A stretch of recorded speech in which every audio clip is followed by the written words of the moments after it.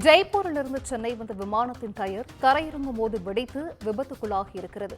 கூடுதல் விவரங்களை செய்தியாளர் அருண் வழங்கிட கேட்கலாம். அருண், வணக்கம். இது குறித்தான முழு விவரங்கள். ஜெய்ப்பூரிலிருந்து சென்னை வந்த விமானம் தரையிறங்கும் போது ஸ்பைஸ்ஜெட் விமானத்துடைய டயரானது வெடித்து விபத்து ஏற்பட்டது. இதில் நல்வாழ்வாக அந்த விமானத்தில் பயணம் செய்த 165 பயணிகளும் பாதுகாப்பாக தற்போது தரையிறக்கப்பட்டிருக்கிறார்கள்.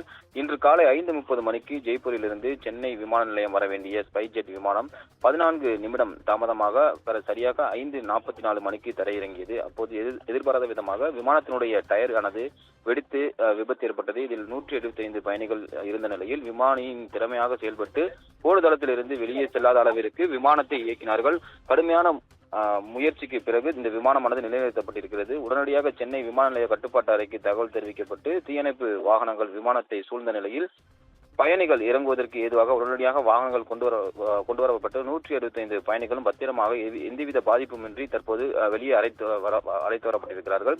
அதனைத் தொடர்ந்து விமான நிலைய விசாரணை குழு அதிகாரிகள் சம்பவ இடத்திற்கு சென்று விமானத்தினுடைய டயர் பழுதடைந்து இருந்ததால் இந்த விபத்து ஏற்பட்டதா அல்லது ஓடுதளத்தில் ஏதேனும் தடங்கள் இருந்ததா அல்லது தரையிறக்கும் போது அதிவேகமாக விமானமானது இயக்கப்பட்டதால் இந்த சம்பவம் நடைபெற்றதா என்பது குறித்து தற்போது விசாரணையானது மேற்கொண்டு வருகிறார்கள்.